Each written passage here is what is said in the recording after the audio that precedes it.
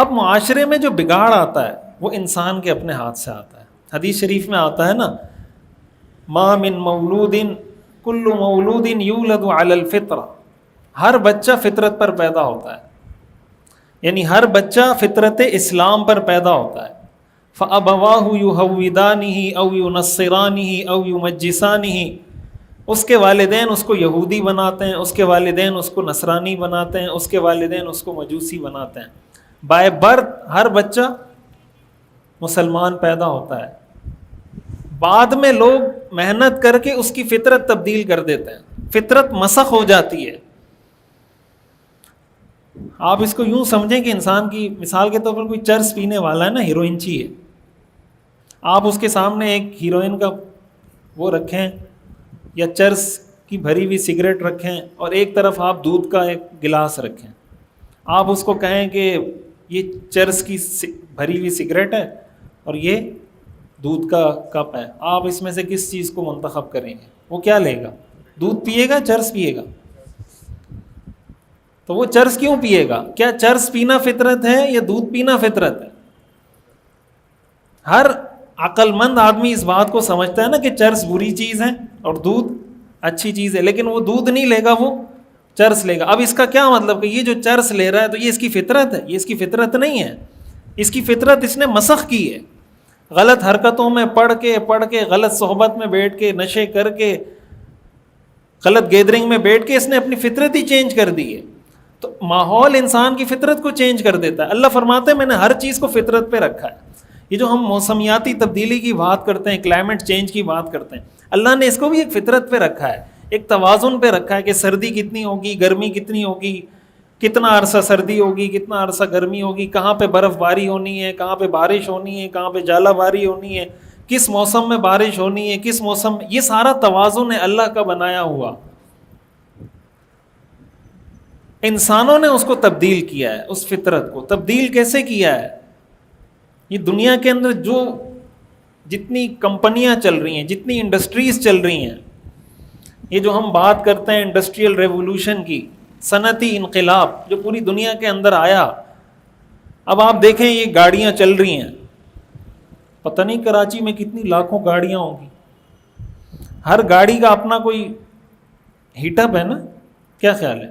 ہر گاڑی heat up ہوتی ہے، اس کا انجن گرم ہوتا ہے. تو یہ لاکھوں گاڑیاں مل کر کچھ ہیٹ اپ تو کریٹ کر رہے ہیں نا، کچھ گرمی تو پیدا کر رہی ہیں. فیکٹریاں چل رہی ہیں، انڈسٹریل ایریاز ہیں ہمارے ہاں، اور ہر انڈسٹری ایریا سے پتہ نہیں کتنے ٹنوں منوں سامان بن رہا ہے، کیا کیا چیزیں بن رہی ہیں، کیا کیا پروڈکٹس بن رہی ہیں. اس کی جتنی گرمائش، اس کی تپش، اس کے سارے جو جراثیم یا سائیڈ ایفیکٹس کہہ لیں یا اس کی جو نقصانات ہیں وہ سارے معاشرے میں پھیل رہے ہیں. اللہ تعالیٰ نے درخت پیدا کیے، ہمارے لوگ درختوں کو کاٹ رہے ہیں. ہمارے ہاں آپ کو یاد ہوگا کراچی میں ایک زمانے میں وہ ایک قسم کے درخت لگائے تھے، مجھے بھی یاد نہیں ہے نام اس کا، تو وہ بتایا، کسی نے لکھا تھا کہ وہ ایسے درخت ہیں کہ یہ زمین میں پتہ نہیں کتنی گہرائی میں جا کے اور سارا پانی خشک کر لیتا ہے.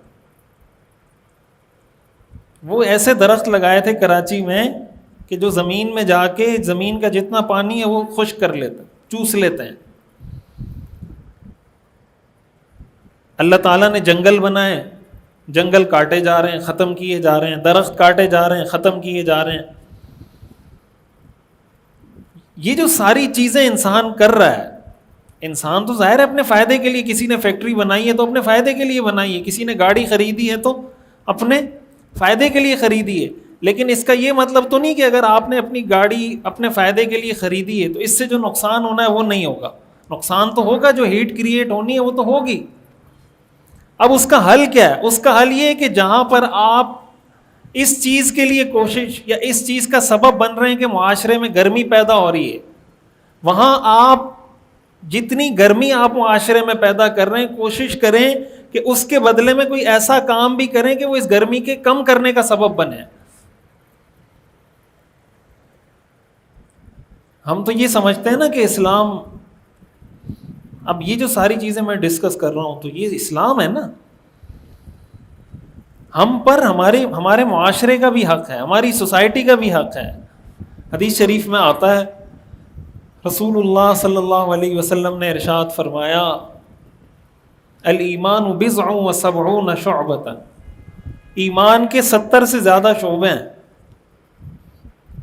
فافضلها قول لا الہ الا اللہ، ایمان کا سب سے بڑا شعبہ لا الہ الا اللہ ہے. وادناها اماطۃ الاذى عن الطریق، اور اس ایمان کا سب سے کم درجہ، ایمان کا سب سے کم درجہ اماطۃ الاذى عن الطریق، راستے سے تکلیف دہ چیز کو ہٹانا ہے. والحیاء شعبۃ من الایمان، اور حیا بھی ایمان کا ایک بڑا شعبہ ہے. اب ایمان کا سب سے کم درجہ کیا ہے؟ راستے سے تکلیف دہ چیز کو ہٹانا. تو راستے سے تکلیف دہ چیز ہٹانے سے، پتھر پڑا ہوا ہے مثال کے طور پر، تو اگر پتھر سے کسی کا پاؤں اٹکے گا، ایک بندہ مرے گا نا، 2 لوگ مر جائیں گے، 3 مر جائیں گے، 4 مر جائیں گے، 10 مر جائیں گے. لیکن کلائمیٹ چینج کی وجہ سے جو لوگ متاثر ہو رہے ہیں، آپ دیکھ رہے ہیں کراچی میں 700-800 لوگ 2-3 دنوں میں مر گئے. 2-3 دنوں میں ایسی ہیٹ ویو کی وجہ سے ہوا ہے نا، لوگوں کے گھٹن کی وجہ سے. یہ ساری چیزیں کیوں ہوئی ہیں؟ اب یہ جو کلائمیٹ میں چینج آیا ہے، اور یہ جو نقصان دہ چیز کلائمیٹ میں، موسم میں، فضا میں آ گئی ہے، تو کیا یہ اس میں نہیں آئے گا کہ راستے سے تکلیف دہ چیز ہٹانا؟ راستے سے تکلیف دہ چیز ہٹانے سے ایک آدمی کی جان بچے گی. کلائمیٹ چینج کے لیے اگر آپ کوشش کرتے ہیں کہ یہ موسم اپنی نیچرل حالت پہ آ جائے، اپنی فطری حالت پہ آ جائے، اس کے لیے اگر آپ کوشش کرتے ہیں تو لاکھوں انسانوں کی جان آپ بچا لیں گے. حدیث قرآن کریم میں آتا ہے نا، من قتل نفسا بغیر نفس او فساد فی الارض فکأنما قتل الناس جمیعا ومن احیاها فکأنما احیا الناس جمیعا. جس نے ایک جان بچائی گویا اس نے ساری انسانیت کو بچایا. اب معاشرے میں حدیث شریف میں آتا ہے، رسول اللہ صلی اللہ علیہ وسلم نے ارشاد فرمایا، صحیح بخاری اور صحیح مسلم کی حدیث ہے متفق علیہ. آپ نے فرمایا ایاکم والجلوس فی الطرقات، صحابہ کو آپ نے فرمایا راستوں میں مت بیٹھا کرو، گلیوں میں، گلی کے نکڑ پر، راستوں میں مت بیٹھا کرو. صحابہ نے فرمایا ما لنا فی المجالس بد یا رسول اللہ، کہ یہ تو ہماری ضرورت ہے، ہمیں بعض اوقات بیٹھنا پڑتا ہے. تو حضور علیہ الصلاۃ والسلام نے فرمایا کہ ان ابیتم الا المجلس، کہ اگر تم نے بیٹھنا ہی ہے، فاعطوا الطریق حقہ، پھر راستے کا حق ادا کرو. پھر راستے کا، یعنی پہلی بات تو یہ کہ گلیوں میں بیٹھنا، راستوں میں بیٹھنا یہ کوئی پسندیدہ کام نہیں ہے. لیکن اگر بیٹھنا پڑ جائے تو پھر اس کے کچھ پروٹوکولز ہیں کہ یہ کام کریں تو پھر آپ کا بیٹھنا جسٹیفائڈ ہے، ٹھیک ہے. ادروائز آپ کا جو بیٹھنا ہے شرعی نقطہ نظر سے ٹھیک نہیں ہے. تو صحابہ نے پوچھا یا رسول اللہ راستے کا حق کیا ہے؟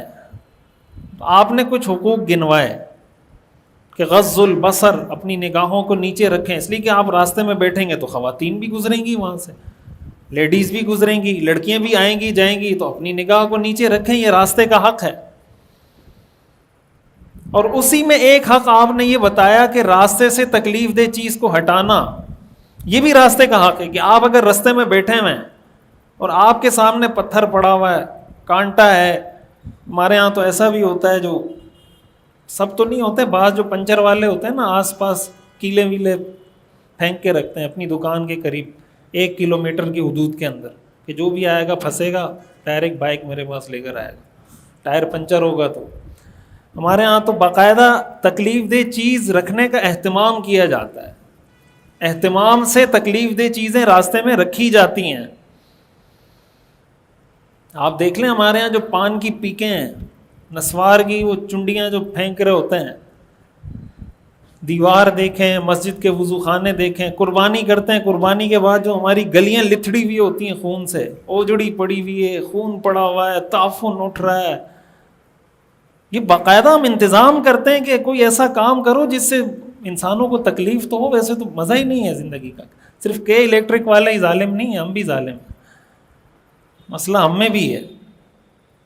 ہمارا بس اتنا ہی چلتا ہے کہ الیکٹرک والوں کا زیادہ چلتا ہے، تو وہ اپنے بس کے مطابق ظلم کر رہے ہیں، ہم اپنے بس کے مطابق کر رہے ہیں۔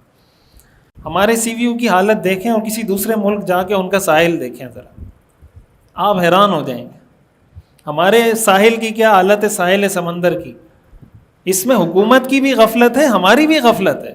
ہمارے جو سیاحتی مقامات ہیں شمالی علاقہ جات میں، وہاں لوگ جاتے ہیں، جوس کا ڈبہ ہے، کوئی کولڈ ڈرنک ہے، کوئی چپس ہے، کوئی پاپڑ ہے، کوئی تھیلیاں ہیں، کوئی شاپر ہیں، کھایا پیا وہیں سب کچھ چھوڑا اور روانہ ہو گیا۔ آپ اس کی اگر اوپر سے سیٹلائٹ سے ایک تصویر لینا تو وہ ایسا لگتا ہے یہ کوئی گرین پہاڑ نہیں ہے بلکہ کچرا کنڈی ہے۔ اب یہ جو ہم کچرا پھینک کر آ رہے ہیں، یہ کون سے امریکہ نے سازش کی ہے یا یہودیوں کی سازش ہے کہ آپ کسی جگہ پہ جائیں کچرا وہیں پھینک کر آ جائیں؟ اب آپ بتائیں کہ جہاں پہ آپ کچرا پھینک رہے ہیں تو وہاں کوئی جائے گا، اس کو اچھا لگے گا برا لگے گا؟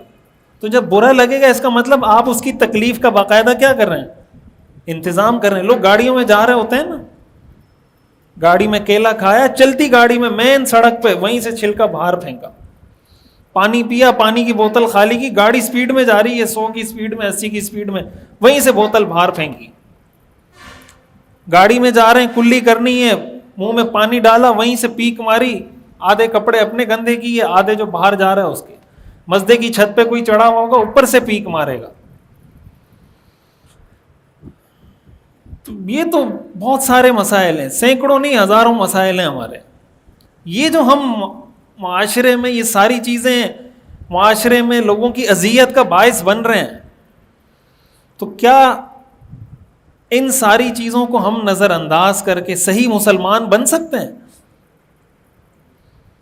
یا تو ہم یہ کہنا چھوڑ دیں کہ اسلام مکمل ضابطہ حیات، تو ٹھیک ہے پھر آپ جو کریں، نماز پڑھیں، بس خوش ہو جائیں کہ نماز پڑھ لی بس کافی۔